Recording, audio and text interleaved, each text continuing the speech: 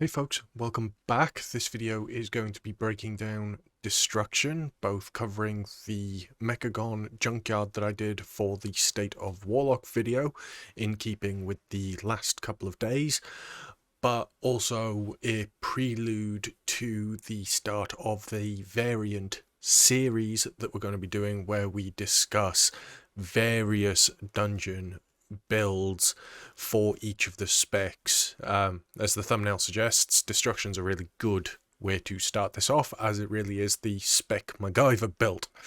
So let's get into it and discuss what I mean by that, while also showing off what it was like playing Destruction for the first week of pre-patch.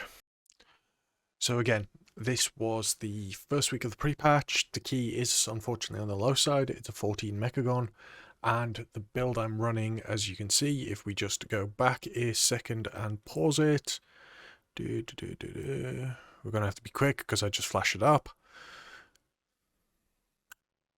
is the Burn to Ashes build. So we pause it here, and as I'll discuss in later videos and have kind of already alluded to, Destruction very much has a bit of an answer to everything. Now, this particular build is a Necrolord Burn to Ashes build, with Burn to Ashes here in the bottom right hand side of our talent screen being kind of the mainstay, the bread and power of a lot of our damage. Because the way this build works is when you cast Rain of Fire or Chaos Bolt, you gain a damage buff to the next Incinerate casts you do, and this stacks up to 4 times. And with the combination of Rain of Fire, Pyrogenics, Fire and Brimstone, there's this emphasis on essentially having your Rain of Fire be your main shard spender. Now, there are a few talents here that necessarily won't be the pick going into Dragonflight, so like having Havoc and Pandemonium, because this combination is currently used at the moment in pre-patch because of the Odir Shawl of the Yamaha or Ymir legendary, which, for those of you that don't know, when Havoc is applied to a target, you do 25% extra damage to that Havoc to target. It turns Havoc into a bit of a single target spell, and paired with things like Roaring Blaze, you can get some really strong Incinerates off. Like, there's a few really high Incinerates that come out during this dungeon, paired with Pyrogenics, and the fact that Fire and Brimstone cleaves these immolates as well means that you're in for this almost consistent I don't care what the tank's doing build. Now, we will discuss in a later video a variant of this, and it harks back to the Me vs. dungeon where we did a 15 lower Kara, Me versus Warlock and Method, for those of you that don't know who that is, or if I'm butchering his name too badly. But having Cataclysm rather than Inferno would lead you down to maybe picking up Channel Demon Fire and Raging Demon Fire for the snap burst that Cataclysm provides. But we can discuss that in its own video, as it does come with a variant. And you can see that we do have our good Summon Infernal, which is our 3-minute kind of rolling cooldown.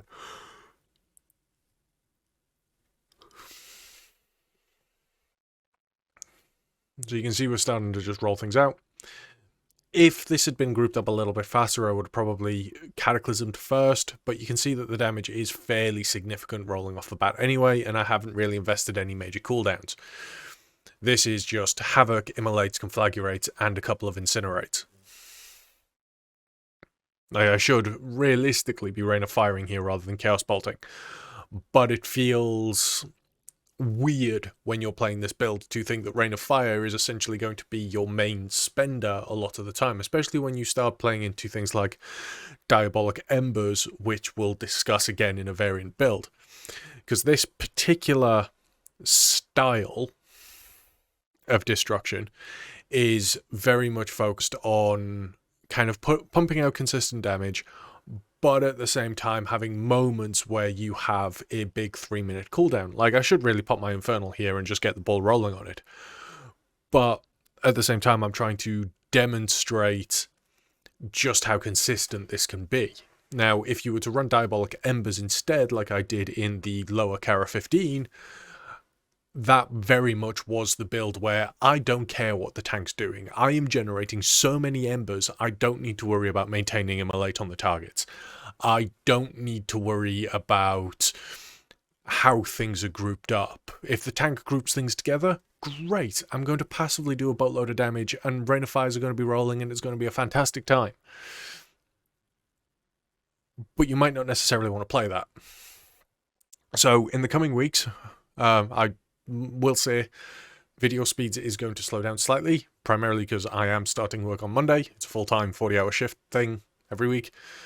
But I will get the variant builds out. Don't worry about that, and I will analyze them as well. There is currently a community post up, so if you're watching this, please do go fill that out, because that will help me to better organize the time between now and Dragonflight in terms of getting this content out to you. So, back to the dungeon at hand. So this build, as you can see, I've been very casual with where my cooldowns are being used. Like, Infernal's only just been popped, and because I'm not running Wilfred's, which we've been used to running at this point, I don't have a 2-minute Infernal. It is a 3-minute. And that change is going to impact how destruction is viewed by a majority of players. Because a good example of this is a conversation that I've had in my guild with my other warlocks. I'll actually be releasing a video related to me and one of the other warlocks in my guild doing a dungeon, a lad called Rip. And very early on in the pre-patch, we were having a discussion about the fact that destruction is no longer near what it once was. And it sucked as a result, in his opinion. And after chatting with him and talking about how the build changes and stuff, he then proceeded to raid as destruction one evening, and was rather surprised at the fact that there was no real downtime in how the spec plays if it's played in a certain way. And for those of you that are interested, it's the current Necrolord Incinerate, Burn to Ashes build. The fact that you can constantly just have an answer to something, or you don't really care about how a tank pulls or how much they're pulling, because you're going to have these really strong casts of Incinerate that can go to like 150k, even higher in some cases, especially if you've got certain boss fights where, you know, damage is amplified, or, you know, all of a sudden there's a huge amount of AoE going out. Then these Burn to Ashes Incinerates can reach the likes of like 250k, which is a bit bonkers, to be honest. Obviously, part of this is augmented by Shard of Annihilation and Decimating Bolt, but at the same time, you've got to bear in mind is, although that does increase our damage when it comes towards execute phase, it's not going to improve it drastically to the point where there isn't going to be a gear lineup come level 70 when we're not reaching those numbers anyway, unless of course we end up with like a stat squish mid-expansion, which doesn't look to be the case. So I'm fully expecting to see, you know, 130, 140k DPS being a thing quite frequently, especially for some of the larger dungeons. I know that some Warlocks raid testing currently are hitting about 80, 90k single target, which is putting us kind of top 4, top 5 in the playtesting raids I've seen so far. So Warlock's in a really good spot, and that goes across all 3 specs. But this is a destruction video, so talking about destruction, really healthy spot in terms of raiding. But our damage profile has changed as a result of this. We do have a bunch of options, and when we get into being able to talk about the 70 trees themselves, we'll be able to specify just how different those builds can be. From a level 60 pre-patch perspective though, the ability to completely ignore what the tank's doing, or being able to cater your build to a dungeon, like for instance, say Lower Karazhan, Mechagon, whether it be Junkyard or Workshop, where you know the rough pull cadence and the pull style. Like in Workshop, you know, generally speaking, once you get past the first boss, every pull afterwards is roughly like 20-30 seconds. So a Cataclysm into Channel Demon Fire build is going to be really strong. But the amount of AoE required doesn't necessarily mean you're going to need Fire and Brimstone anymore. So your AoE could come from the spare Rain of Fires, Channel Demon Fire, and a Cataclysm, perhaps, which would still do you a reasonable amount of AoE damage, but then allow you to sink more points into making sure that you had the likes of Soulflame and your Ruin and the ability to just pump out single target damage. Along with like making sure that you manage to have your eradication, maybe Flashpoint if you really wanted the haste on the start of a pull. Things like that. Alternatively, something like Junkyard, where there's a lot more trash, and generally you're pulling a little bit faster than every 30 seconds. If you've got a slightly more aggressive tank than I had in this dungeon, remember it was a 14, and as you can see by the DPS, I believe, if memory serves, I'm actually the only one that's geared. I think everyone else was like in the 260-ish range. So the DPS meters don't really show too much for us. It shows us a little in terms of like when we start talking about our variants and kind of self-comparing destruction to destruction, but that requires me to get into the same kind of keys and same key levels. So it's a thing that we can sort of extrapolate from, but it's not scientific concrete. Yes, this is better, because obviously dungeons are fluid, as we all know. Tanks like to pull in different ways, different styles, and unless you're on voice comms with them, you can't predict shit. It's like using a crystal ball. But that aside, being able to know the dungeon and know the playstyle, like, generally speaking, a good 80% of the time, tanks are going to be pulling faster in the likes of Workshop. You're going to have more packs. So, although I do have Cataclysm, I may have actually benefited more from playing Inferno and making full use of the Rain of Fires. The flip side as well is, as you can see, this tank is actually trying to pull small, and it's these kind of smaller pulls that would see Cry Havoc actually do really, really well, and actually turning into that single target chaos build, chaos bolting kind of AoE build that could be augmented by Fire and Brimstone.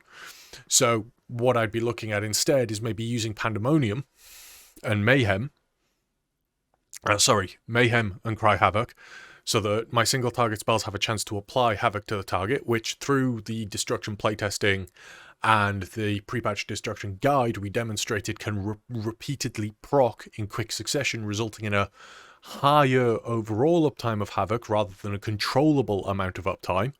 Between that and Incinerate, you'd be able to still do a good portion of AoE, but you're more focused on these smaller packs. Now, the difference between having Mayhem and Havoc would rely on how much you wanted to lean into Fire and Brimstone. If you wanted to lean really into Fire and Brimstone, you could. And that would make your Incinerate your primary AoE. You'd then be able to decide when you wanted to Havoc a target, say an Infiltrator or a named boss like Zulgamax that we've just dealt with, could be your main Chaos Bolt target. You're running Shawl, and you're using your Chaos Bolts to get your Burn of Ashes Incinerates out. And because you've got Fire and Brimstone, Incinerate is now your main AoE caster. You don't need to worry about Rain of Fire. Yeah, sure, if you've got the talent point to spend, it may be beneficial in places. But if you don't and you instead want to dive deeper into making sure that you had, say, Soulfire for single target encounters, then that's what you can do. And that's what you should be doing if that's how you want to play. Because this is a thing that I think a lot of people really need to wrap their heads around going forward.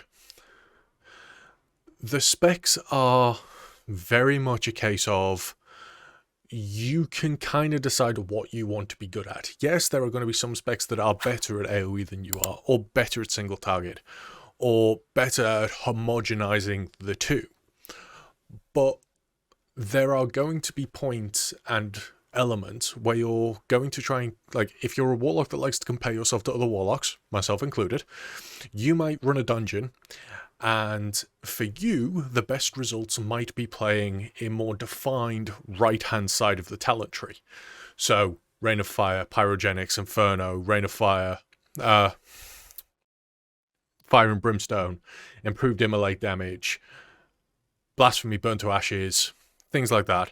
But then, rather than going into the Inferno and branching down so that we have the 3-minute, you instead have Diabolic Embers, Madness of the Ashikia, which will buff our consecutive Fire and Brimstones or Chaos Bolts so that they continue to buff their damage consecutively. And having this more passive AoE-centric build, but you might see another Warlock, the exact same item level as you, or something, being able to push a slightly higher key, running the 3-minute Infernal build, running Reign of Chaos, and being a Chaos Bolt turret, because what they've done instead is gone down the left-hand side of the tree, picking up Mayhem and Cry Havoc, so that they can throw their Infernal out, but then their single target spells, because they're just a turret, all of a sudden their Chaos Bolts are cleaving everything in these large AoE packs, and because they have their Infernal out during these large AoE packs, they're just swimming in shards anyway. And this is kind of the thing that Destruction really emphasizes compared to the other specs, especially at the moment, because we can already see just how versatile the spec is in comparison to Demonology and Affliction. Affliction can kind of do it, and Demonology unfortunately feels very unfinished because we need those 5 extra points. Destruction doesn't. It's probably the most well-rounded spec of the 3 currently, but you need to have some knowledge and forethought as to what you're going into in order to utilize that. Because again, to bring up an example of another Warlock I spoke with, who will remain unnamed, they tried to play Destruction in a way to answer everything. They had Havoc, they had Chaos Bolts, they had gone down to Roaring Blaze, they'd tried to delve into the right-hand side of the tree, and they'd tried to pick up a little bit of everything. And then when they were playing, their experience of playing Destruction was very much, well, this is crap. Why is Destruction doing no damage? Why am I doing no damage? This is horrendous. What have they done to Warlocks? And it was only after sitting down and talking with them and explaining kind of the philosophy of the specs now, and how Blizzard seem to want this, the way that the game is played, and player decisions to matter more, less so with the whole, oh yeah, Covenants are wonderful and they're meaningful choice. The talents really are. And after having that discussion with the Warlock in question, and being able to kind of sit down and go like, look, this is how you can play, this is how it is kind of supposed to be played in a way. Not exactly me trying to teach them how to play, I'm not good enough for that. But what I'm hoping to get through to them and to you guys watching these videos is understanding how the spec works and what you can do to make it your own. And after a few hours of talking, we got to the point where he felt like it was his own.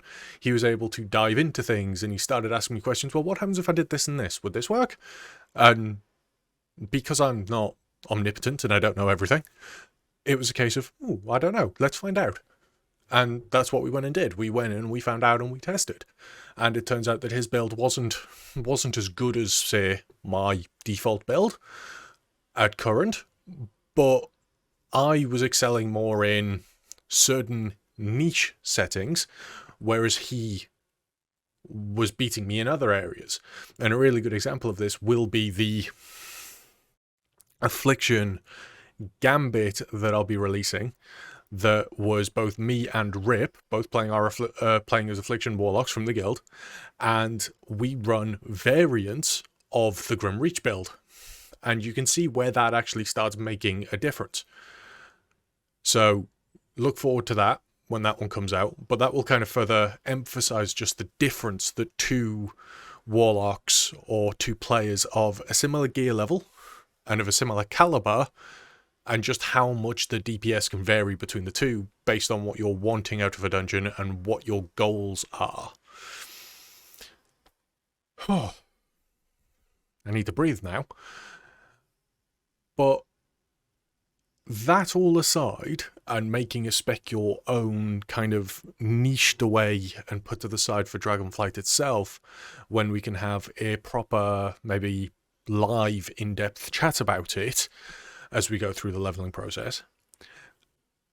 Destruction and the way it's playing, even in a relatively low key like a 14, it doesn't feel too different from what we're used to. Yes, we don't have the chaining Blasphemy Infernals that we once did, but with the augmentations to our other spells and abilities, like Burn to Ashes, or the improvement to the Madness of the Azure, so it's no longer just Chaos Bolt focused, as it is in its currently legendary incarnation, it really opens up how destruction does damage. And it feels really refreshing to be able to play a spec that's been so dominant for the last two seasons. Both in Season 3 and Season 4, Destruction Warlocks have dominated. And one of the largest feedbacks I see personally is it's very boring just playing Rain of Fire all the time. Because it was, you know, you constantly get your Rain of Fires out, and after a certain target count, even after the Inferno nerf itself, it's just Rain of Fire Simulator, isn't it? You know, you're throwing out all these Rain of Fires, your Infernals are spawning, your Rain of Fires are generating their own soul shards, and it's just rinse and repeat. But it does damage. And now we're given this opportunity to essentially spice destruction back up. Now, if you like the Rain of Fire Simulator, that build is still there. It's not as strong as it once was, but it's still there, it's still purposeful, and as you can see, even on relatively small target counts of 5-6 mobs, still able to pump out a good 30k DPS, which is nothing to be sniffed at in the pre-patch. It's not as like meme-worthy as some Affliction pulls that you'll see, or maybe the odd Monk or Survival Hunter, but it's consistent. And especially if we're looking at categorizing meta DPS and where we want them, consistency is key. You don't always want these RNG moments of glory if you're trying to push and be part of a meta or understanding a key element of a dungeon. Especially early days, when the goal for a lot of us is going to be to try and get the best gear we can. Because remember, Dragonflight Season 1 is uncapped. The day it's released, on the 14th of December here in the EU, we're going to end up in a position where we could, in theory, get into a group and immediately go do a plus 20 key. Like, that is where we're at. Which is utterly ridiculous. Because not only that, you've also got Heroic raiding, Mythic raiding, all being released that same week. Now, I will admit, just before I go continue that, this performance by me for this particular fight and getting, you know, sent over everywhere, the fact that I don't have a weak aura and getting hit by these bots was just bad on my part. And eventually I just kind of give up, sit here and face the boss because I know what's coming. Now, I will pause this because I will want to try and catch a element during this fight just to demonstrate Burn to Ashes as its damage. But going back to what I was saying about the Season 1 for Dragonflight, the fact that everything's uncapped, having consistent damage that you're going to be able to tweak as you learn the dungeons and being able to focus on is going to be more beneficial as you climb early doors, than being able to have a moment of glory where you do like 500k DPS, but that was because all the stars aligned and, you know, Soulflame carried you to victory. Don't get me wrong, it's going to be fantastic and it's going to feel great. But depending on where your goals are, you may want the MacGyver build, or your Fell Hunter might be screaming at you, "Here, hold my beer," while it charges off to go punch a pack. Which we'll discuss more when we get to Dragonflight itself. Because I think we're all sleeping on a few things there, so that's going to be for that. Now, the reason I obviously wanted to pause the dungeon for a moment while we waited for all this to happen is because, obviously, as you know, the aerial unit takes increased damage when it's down. And it was during this point I managed to hit 250k in a single incinerate. So we're going to try and pause it when we see it, just for the sake of austerity. And just kind of, well, I'm just going to pause it here, actually. You can see that that's a 234k in a single hit. Which is kind of ridiculous, to be honest. And it only goes higher from there. But that's kind of like burn to ashes on what it's able to do there. You saw the 250, you saw 225, you saw 132, and again, we kind of end up in another similar situation, except this time it's not Soulfire. It's a filler spell, which we have full control over, which is a bit ridiculous, to be honest, and isn't likely to see any nerfs because of the interactions between Shadowlands leaving us and Dragonflight coming in, unlike some other interactions like the Drained Soul bug that was for Necrolord early in the pre-patch. Now you can see here that this is the breakdown of damage throughout the entire dungeon. 41% of it is Incinerate, and I don't have Decimating Bolt up for a lot of the dungeon. Remember, it is a 1 minute cooldown, which isn't a particularly long cooldown, but when you consider pull timings and packs and when the best time to use it is, and the fact that you're not always getting the full benefit from Decimating Bolt because it relies on mobs having less health in order for you to get a greater benefit from it, still, you're having, like, the average hit of 24k for a crit, which, you know, it's not huge.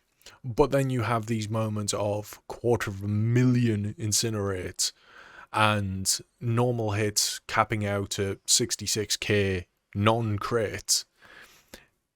Kind of just shows just how strong this is. Like, I did 11.5 million damage with Incinerate alone. And Fire and Brimstone has meant that this has cleaved. Hence the 850 casts. Immolate and Rain of Fire, my two next damaging abilities, both fairly respectful. With Rain of Fire pulling in at 2 million damage. And Immolate pulling in at, what's that, 4.4 million? Yeah. 1.1 million damage to the HK unit on its own through Incinerate, which, you know, nearly 10%. It's utterly bonkers. It really is the spec that MacGyver built.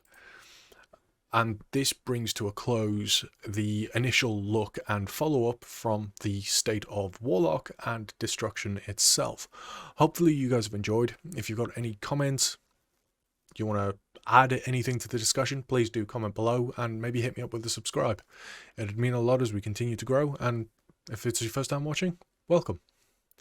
I hope you all have a wonderful day, and I'll see you all in the next one.